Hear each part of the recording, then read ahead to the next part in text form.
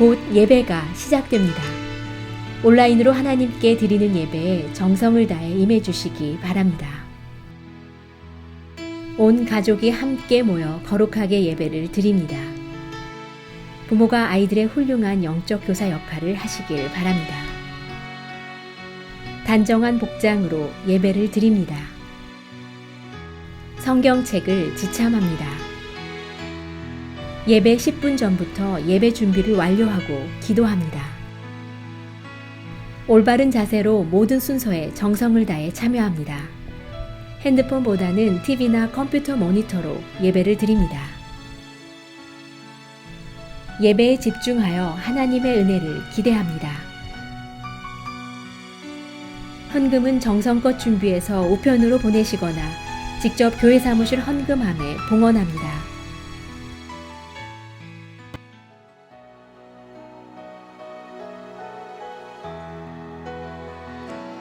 날마다 숨쉬는 순간마다 내 앞에 어려운 일 보내 주님 앞에 이 몸을 맡길 때 슬픔 없네 두려움 없네 주님의 자비로운 손길 항상 좋은 것 주시도다 사랑스레 아픔과 기쁨을 수고와 평화와 안식을 날마다 주님 내 곁에 날마다 주님 내 곁에 계셔 자비로 날 감싸주시네 주님 앞에 이 몸을 맡길 때 힘주시네 위로함 주네 어린 나를 품에 안으시사 항상 평안함 주시도다 내가 살아 숨을 쉬는 동안 살피신 나 일상으로 다시 한번 고백하며 약속하셨네 나가겠습니다. 날마다 숨 쉬는 순간마다 내 앞에 어려운 일 보내 주님 앞에 이 몸을 맡길 때 슬픔 없네 두려움 없네 주님의 그 자비로운 손길 항상 좋은 것 주시도다 사랑스레 아픔과 기쁨을 수고와 평화와 안식을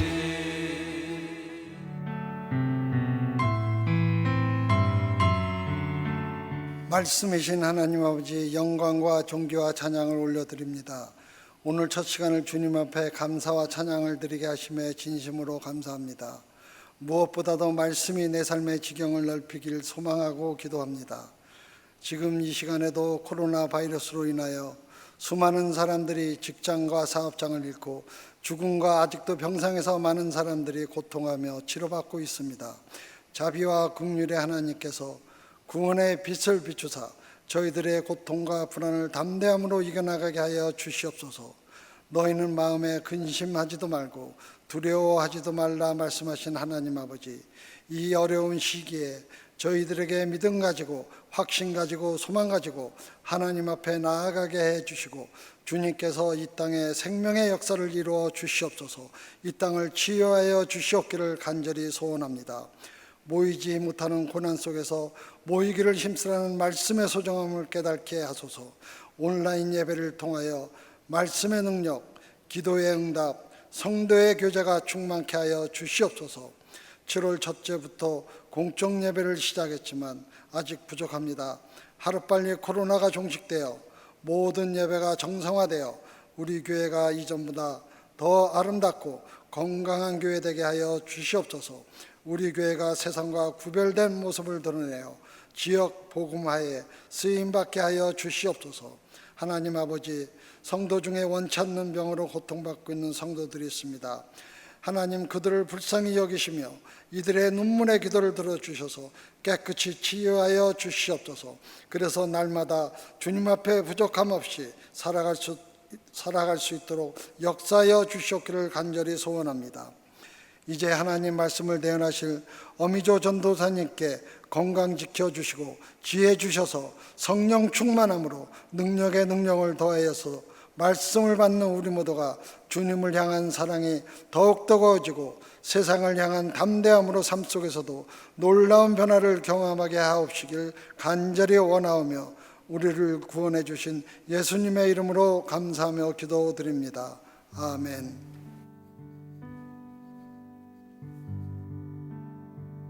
오늘 우리에게 주시는 하나님의 말씀은 시편 149편 1절부터 9절입니다. 함께 봉독하시겠습니다.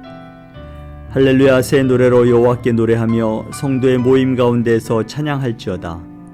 이스라엘은 자기를 지으신 이로 말미암아 즐거워하며 시온의 주민은 그들의 왕으로 말미암아 즐거워할지어다. 춤추며 그의 이름을 찬양하며 소고와 수금으로 그를 찬양할지어다. 여호와께서는 자기 백성을 기뻐하시며 겸손한 자를 구원으로 아름답게 하심이로다. 성도들은 영광 중에 즐거워하며 그들의 침상에서 기쁨으로 노래할지어다. 그들의 입에는 하나님에 대한 찬양이 있고 그들의 손에는 두 날 가진 칼이 있도다. 이것으로 문 나라에 보수하며 민족들을 벌하며 그들의 왕들은 사슬로 그들의 귀인은 철고랑으로 결박하고 기록한 판결대로 그들에게 시행할지로다. 이런 영광은 그의 모든 성도에게 있도다. 할렐루야. 아멘. 오늘은 시편 149편입니다. 찬양시이죠. 그런데 이 시편 149편은 하나님께서 이스라엘로 하여금 대적들과 싸워 승리하게 해주신 것을 찬양하고 있습니다. 더불어서 이 찬양시는 하나님의 사람들이 세상에서 신앙으로 승리한 인생을 하나님께 찬양하기 위하여 쓰인 것이라고 말하고 있습니다. 그와 더불어서 저는 오늘의 제목을 내 영이 주를 찬양합니다. 내 영이 주를 찬양합니다라고 붙여봤습니다. 구약 성경에서 이스라엘의 역사를 보면 파란만장한 인생을 살아온 이스라엘 백성들이 어떻게 신앙을 지킬 수 있었을까? 그것에 대한 해답이 오늘 본문에 있습니다. 우선 표면적으로 보면은 400년 애굽의 종살이, 40년 광야 생활만 해도 끔찍한 생활이지 않습니까? 그럼에도 불구하고 롤러코스터 타는 듯한 것과 같았던 그들의 삶 속에서 여호와를 찬양하는 것을 잊지 않았다는 것을 보았으면 합니다. 본문 1절 2절에도 보면 할렐루야 새 노래로 여호와를 노래하며 성도의 모임 가운데서 찬양할지어다. 이스라엘은 자기를 지으신 이로 말미암아 즐거워하며 시온의 주민은 그들의 왕으로 말미암아 즐거워할지어다. 이 본문에서는 우리들이 하나님을 믿고 예수님을 믿고 산다는 것만으로도 얼마든지 즐거울 수 있다는 사실을 믿어야 한다고 또 그렇게 가르치고 있습니다. 인간적으로는 즐거워할 수도 없고 이해되지 않는 상황에서도 즐거워해야 한다는 것에 어폐가 있는 말씀일까요? 아니요. 우리가 성도라는 이름을 가지고 있으면서 즐거워하지 않는다면 성도라 하기에는 문제가 있다고 지적을 하고 있습니다. 때때로 우리들은 구원받은 그리스도인들에게 이미 주어져 있는 특권과 축복을 망각하고 있기 때문에 힘들게 지내는 경우가 많이 있습니다. 하나님께서 구원받은 그리스도인들이 마음껏 누리며 살 수 있는 엄청난 축복을 이미 예수 그리스도로 말미암아 우리에게 다 허락해 주셨음을 믿으시기 바랍니다. 그러므로 우리는 날마다 내 영이 주를 찬양합니다라고 하루를 시작해야 될 줄 믿습니다. 오늘 보면 성경에도 보면은 범사에 잘 되고 안 되는 것의 출발점은 바로 그 영혼이 바로 섰느냐 안 섰느냐에 있다고 요한 3서에서는 이렇게 말을 하고 있지요. 내 영혼이 잘된 같이 내가 범사에 잘되고 강건하게 되기를 원하노라고 했습니다. 영혼이 잘됨 같이. 또 찬송가 438장에서는 우리들의 중한 죄짐이 벗겨졌음을 언제 알게 된다고 했습니까? 그래서 보면은 내 영혼이 은총을 입었을 때에 중한 죄짐을 벗고보니 슬픔 많은 이 세상이 천국으로 화도다라고 했습니다. 그렇잖아요. 우리 많이 부르는 찬송이잖아요. 내 영혼이 은총 입어 중한 죄짐 벗고 보니, 그렇죠? 우리 영혼이 하나님의 은총을 입었을 때라고 하고 있습니다. 그러면서 또 있습니다. 찬송가를 계속 연결해 보면 믿으면 하겠네 주 예수만 믿어서, 그 다음에 뭐지요? 그 은혜를 힘입고 오직 주께 나가면 영원 삶을 얻네 했습니다. 기쁘고 즐거울 때 감사의 찬양이 있고 어렵고 힘들 때에 하나님의 도우심을 손길을 구하는 찬양이 있습니다. 그래서 우리 영혼을 향해 찬양하라고 하지요. 여러분, 찬송가 그 목차에 보면은 참 어떤 환경과 어떤 상황에 맞는 찬양을 부를 수 있도록 잘 정리되어 있음을 우리가 많이 보잖아요. 시련과 극복에 해당하는 찬송, 분투와 승리에 해당하는 찬송, 기도와 간구, 믿음의 확신, 미래와 소망, 제자의 도리 쭉 잘 정리되어 있습니다. 그것을 보면서 여러분 무엇을 생각합니까?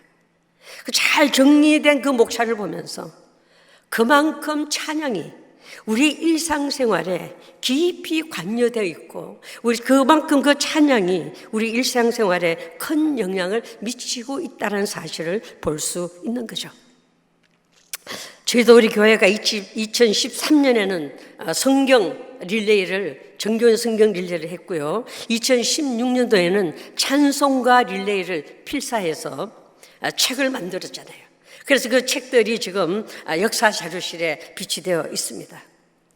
근데 이번에 늦게 할 때 찬송가 필사 릴레이를 할 때 성도님들의 고백이 무엇이었냐면은 성경을 필사할 때만큼 많은 은혜를 받았다고 하였습니다. 롤러코스터를 타는 듯한 인생을 살아가면서 올라갈 때 부르는 찬송, 내려올 때 두려울 때 부르는 찬송이 있음에 얼마나 힘이 났는지 모른다는 고백들을 많이 하셨습니다. 그러니 하루 24시간 찬송이 이어질 수밖에 없는 거죠. 한국교회에 큰 영향을 끼쳤던 하용조 목사님께서 이런 말씀을 하셨습니다. 찬송은 은혜 받은 자만이 부를 수 있는 하늘의 노래입니다. 감사와 감격이 없이는 진정한 찬송은 없습니다. 기도가 메마르면 찬송도 마릅니다. 말씀이 메마르면 찬송도 메마릅니다. 사랑과 겸손이 메마르면 찬송이 나오지 않습니다. 신앙의 척도는 찬송이 있습니다. 할렐루야, 하나님을 찬양하십시오라고 하셨습니다. 이 말을 하셨을 때 그분의 건강 상태는 정말 종합병원이었잖아요. 어디 한 구석 괜찮은 것이 없었던 그분입니다. 그럼에도 불구하고 그분의 입에서는 찬송이 끊어지지 않는 삶이었다는 것을 우리 모두가 알고 있지 않습니까? 철학자 니체는 무신론자였죠. 그러나 그는 독실한 기독교 배경에서 자라났음에도 불구하고 내가 예수를 믿어야 할 필요성을 느끼지 않는 이유를 말하고 있는데 그리스도인의 생활에서 기쁨을 찾지 못했기 때문이라고 그렇게 하였다고 합니다. 여러분의 고백은 어떠신지요? 예수님 생각만 해도 좋지 않으신가요? 예수님 생각만 해도 힘이 나지 않으신가요? 예수님 생각만 해도 찬양이 나오지 않으신지요? 무슨 찬양이죠? 구주를 생각만 해도 이렇게 좋거든. 주 얼굴 배울 때야 얼마나 좋으랴. 예수를 나의 구원자로 믿고 영생의 소망을 둔 그리스도인이라면 그 어떤 상황 가운데서도 기쁨과 즐거움의 찬양의 조건이 있다라는 해답을 우리에게 주고 있는 것입니다. 특히 요즘 같은 코로나 바이러스로 인해 두렵고 모든 것이 막힌 것 같은 상황 속에 있지만 우리 모두의 고백은 무엇입니까? 모두들의 고백은 이렇습니다. 내가 지금 하나님을 믿지 않았다면 어떻게 이 상황을 이겨나갈 수 있을까요? 라는 고백입니다. 그러면서 이구동성으로 예수 믿지 않는 사람들은 무슨 배짱으로 사는지 모르겠습니다라고들 하십니다. 여러분, 믿는 우리들은 어떤 환경에 처할지라도 구원받은 확신과 감격만 있지 않으면, 내 인생 하나님의 손안에 있다는 확신만 있다면 어떤 환경 안에서도 하나님을 찬양할 수밖에 없도록 하나님의 형상을 따라 지음을 받은 인생임을 믿으시기 바랍니다. 세상에 사는 동안에는 이래저래 고난을 받게 되어 있습니다. 피할 수가 없습니다. 그렇다면 이왕이면 그리스도를 위해 당하는 고난이면 더 좋다고 사도 바울은 고백을 했지요. 죽음도 마찬가지입니다. 어차피 죽게 되어 있는데 이왕이면 그리스도를 위해 죽을 수 있으면 그것보다 더 귀한 죽음은 없다라고 말을 합니다. 그리고 예수님을 믿는 신앙 때문에 받는 고난과 핍박에는 다음에 오는 상급이 크다고 했어요. 즉 하늘에서 받을 상이 크다고 했습니다. 그런데 어떤 분은 아니 지금 당장 힘들어 죽겠는데 죽음 후에 상이 있으면 뭐해라고 할지 모르지만, 여러분, 예수를 믿고 영생을 믿는 분이라면 죽음 이후의 삶이 얼마나 더 중요하다는 것 잊지 말아야 할 것입니다. 우리 연세 드신 권사님들의 고백이 무엇입니까? 자는 듯 주님의 품에 안기고 싶어 라고 말씀들 하시오.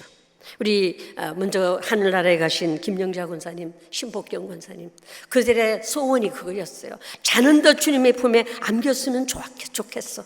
무슨 뜻입니까? 영생에 대한 확신이 있다는 그런 말씀이죠. 그분들은 기도대로 주무시는 듯 주님 품에 안기셨다는 것이죠. 그래요. 믿는 자의 축복 중에 가장 중요한 복은 바로 구원받은 자로서 내 신앙의 발걸음이 영생을 향해 걸어가고 있다는 것 기억하시기 바랍니다. 찬송가에 있지요. 지금 내가 가는 길 천국 길이요 주의 피로 내 죄가 씻겼네. 찬양하며 행진할 수 있는 것입니다. 그래서 그 상급을 생각하며 지금 기뻐하고 즐거워하라는 것입니다. 혹 핍박을 당하면 하나님께 영광을 돌리는 기회라. 믿음의 실력을 기를 때이니 기뻐하고 즐거워하라는 것 믿으시기 바랍니다. 그러면 이런 믿음, 이런 확신은 언제 생길까요? 이거는 하나님을 예배할 때라고 하죠. 수많은 피조물 가운데 오직 성도만이 하나님을 예배하도록 지음을 받은 존재이기 때문입니다. 무엇보다 예배는 생명의 통로요, 능력의 통로요, 기쁨의 통로임을 믿습니다. 예배를 드리는 가운데 죽은 영혼이 살아나고 병든 육체가 회복됨을 체험하게 되지요. 예배를 드리는 가운데 피곤하고 지친 영혼들이 하늘로부터 힘과 능력을 공급받게 됩니다. 세상의 염려와 근심, 불안과 좌절 가운데 살던 사람이 예배를 통해서 하늘의 기쁨을 맛보며 영원히 소생케 됨을 체험하게 되는데 어찌 주를 찬양하지 않을 수가 있겠습니까? 라는 거죠. 본문 2절에서 이스라엘은 자기를 지으신 자로 인하여 즐거워하라고 했습니다. 여기서 자기를 지으신 자라는 뜻은 창조자라는 뜻이죠. 하나님께서는 하늘과 땅과 바다와 그 모든 것을 만드시고 그것을 인생에게 주시며 뭐라고 했습니까? 이 모든 것을 다스릴 자라, 다스리라고 했습니다. 이 모든 것을 다스릴 자로 인생을 존귀하게 만들으셨다라는 겁니다. 어떻게 해요? 창세기 1장 27절의 말씀이죠. 하나님이 자기 형상대로, 자기 형상 곧 하나님의 형상대로 사람을 창조하시되 남자와 여자를 창조하시고, 하나님께서 다른 피조물들과 달리 우리 인간을 하나님의 형상대로 지으셨다는 것입니다. 그렇기 때문에 우리 인생은 하나님께서, 나의 인생은 하나님께서 특별히 지으셨다, 하나님의 형상대로 내 인생이 지어졌다라는 사실을 우리는 믿는 것입니다. 하나님의 형상대로 지음을 받았다는 그 자체만으로도 찬양을 받으시기에 합당하신 분이심을 우리는 믿습니다. 이처럼 하나님께서 우리를 지으셨다는 사실을 믿게 되면 우리가 깨닫는 것이 하나 있습니다. 그것이 뭐냐면은, 하나님께서 나를 이렇게 지으셨다는 사실을 믿으시면 나의 인생을 최선을 다해서 살아야겠다라는 겁니다. 최선을 다해서 이 인생을 살아가야 되겠다라는 것이죠. 대충 되는 대로 살 수 없고 내 멋대로 내 마음대로 살 수 없다는 사실을 깨닫게 되는 것입니다. 주어진 인생 최선을 다해 살아야겠다는 믿음의 결단을 할 수 있기를 바랍니다. 이제 우리 하나님의 자녀된 우리들이 해야 될 중요한 일이 있습니다. 그것은 예배 가운데 하나님을 경배하고 찬양하는 일이지요. 하나님께 예배하는 것은 인간이 하나님 앞에서 행하는 가장 성스러운 행위다라고 말을 하고 있습니다. 3절을 봅니다. 춤추며 그의 이름을 찬양하며 소고와 수금으로 그를 찬양할지어다 명령하셨습니다. 할 수 있으면 하고 그렇지 않으면 안 해도 된다는 것이 아닙니다. 하나님께서 하나님의 형상을 따라 지으신, 우리를 지으신 목적이 하나님 찬송을 부르며 하나님께 영광을 돌리는 데 있다라고 하셨습니다. 그래서 하나님을 찬양하면은 이제 더 이상 어떤 조건이 없다는 뜻으로 받았으면 합니다. 여기서 춤추며 찬양한다고 했는데, 여러분, 춤추며 찬양한다는 것은 하나님의 은혜를 깨닫게 되면 박수치며 찬양하게 되고, 손을 들고 찬양하게 되고, 율동하며 찬양하게 되고, 이 모든 것이 다 춤추며 찬양하는 것이죠. 그래서 입술로만 찬양하는 것이 아니라 온몸과 마음을 다해서 찬양하는 것입니다. 너무 기쁘고 저절로 흥이 나서 어깨가 들썩입니다. 온몸이 자극을 받아 흔들리지 않습니까? 여러분이 찬양하는 가운데 이런 느낌이 들 때는 마음껏 하나님을 향해서 손뼉치고 찬양하며 율동하며 찬양하며 박수치며 찬양하는데 게을리하지 않기를 간절히 소원합니다. 사무엘하 6장에 보면 다윗이 하나님 앞에서 춤추는 모습이 나오잖아요. 하나님의 법궤를 블레셋 백성들에게 뺏기는 수치를 당한 후에 법궤가 오벳에돔 집으로 돌아오고, 이제 얼마 있다가 다윗성으로 그 법궤가 옮겨지는데 이스라엘이 얼마나 좋아하는지 백성들은 환호성을 지르고 나팔 소리는 우렁찹니다.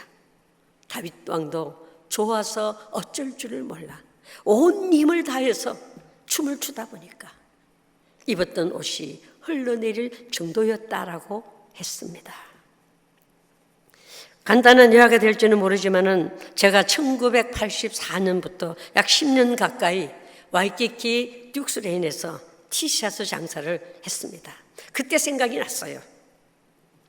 한 블락이 되는 쿠이오에서 칼라크와까지 한 블락이 된 긴 골목에 작은 카트들이 그 당시 한 130개, 140개 정도 꽉 채워진 곳인데, 이제 장사를 하다가 밤이면은 펼쳐놓은 물건들을 작은 카트 안으로 꽉꽉 밀어넣습니다. 그리고 이제 아침이 되면은 그것을 하나씩 끄집어내어서 걸거나 또 정리를 합니다. 이렇게 하는데 약 1시간이 걸려요. 여자 혼자 하기에는 참 육체적으로 참 힘든 그런 장사였습니다. 그런데 하나님이 지혜를 주셨어요. 그때 찬송을 하기 시작을 했습니다. 힘들 땐 도와주심의 찬송, 기쁠 땐 감사의 찬송, 마음의 소원이 있을 때는 그에 해당하는 찬송을 골라서 부르면서 문을 엽니다. 하나씩 끄집어내면서. 그러던 어느 날 감기가 들어서 이 목이 아파 찬송을 부를 수가 없었어. 그냥 옷을 끄집어내는데 바로 앞가게에 계신 아주머니께서 오늘은 생방송 안 해? 미세섬 오늘은 생방송이 없네? 하시는 겁니다. 아차, 매일 아침 제가 흥얼거리는 찬송가 소리를 듣고 계셨고, 그분이 하시는 말씀이 언젠가 자기도 시간이 되면 나도 교회에 나가야 되겠다고 생각하고 있었다고 하셨습니다. 그런데 그분이 2013년, 근 20년 가까이 후에 저희 교회에 등록을 하셨어요. 힘든 생활을 이겨나가기 위해서 아침마다 가게 문 열 때마다 흥얼거렸던 찬송가가 한 영혼을 하나님께로 인도하는 도구로 쓰여질 줄 누가 알았겠습니까? 그분이 지금 93세인데요.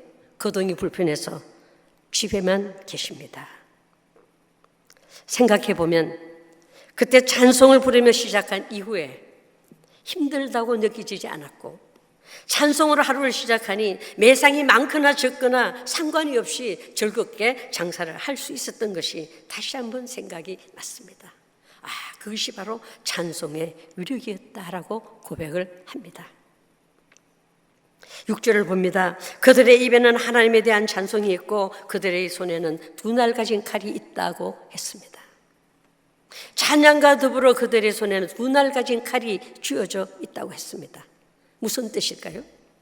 두 날 가진 칼을 생각하니까 히브리서 4장 2절의 말씀이 생각이 납니다. 하나님의 말씀은 살아있고 운동력이 있어 좌우에 날 수는 어떤 것보다도 예리하여 혼과 영과 및 관절과 골수를 찔러 쪼개기까지 하며 마음의 생각과 뜻을 감찰하나니라고 했습니다. 하나님의 백성, 이스라엘 백성이 전쟁에서 승리하는데 가장 중요한 무기가 무엇이었을까? 그것은 하나님의 말씀에 순종하는 것에 있었다는 것 믿으시기 바랍니다. 이스라엘 백성이 출애굽을 할 때 하나님이 모세에게 주신 말씀대로 기적의 역사가 성취되었습니다. 요단강을 건너갈 때도 말씀이 기록된 법궤를 앞세워서 강바닥을 밟고 지나갔고, 여리고성을 정복하는 과정에서도 하나님의 명령대로 법궤를 앞세워 그 성을 돌고 소리 지르자 성벽이 무너져 내리는 승리의 역사를 체험했습니다. 우리 인생도 마찬가지입니다. 지금 처해진 상황이 인간의 힘으로 도저히 건너갈 수 없는 강이 가로막혀 있고 고난의 장벽이 너무 높으십니까?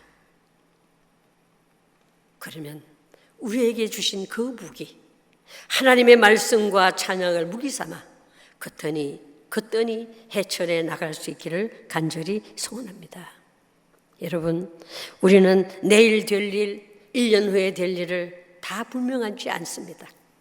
그러나 한 가지 확실한 것은 모든 사람은 반드시 죽어야 하고 죽은 후에는 반드시 심판이 있다는 사실을 믿어야 하는 것이죠.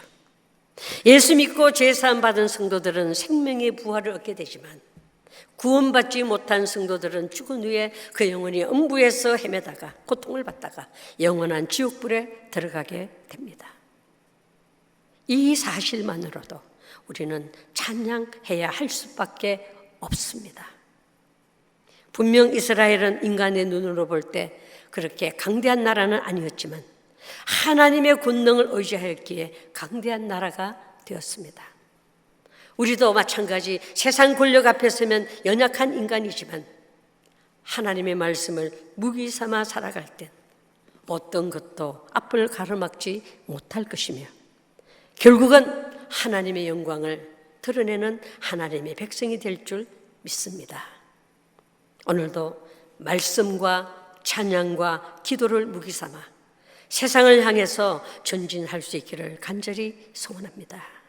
오늘도 롤러코스터 타는 것 같은 그런 삶의 우여곡절이 계속된다 할지라도 오늘 하루도 찬양으로 시작하고 찬양으로 마감하며 오늘 하루도 할렐루야로 시작하여 할렐루야로 하루를 마감하는 축복이 있기를 간절히 소원합니다.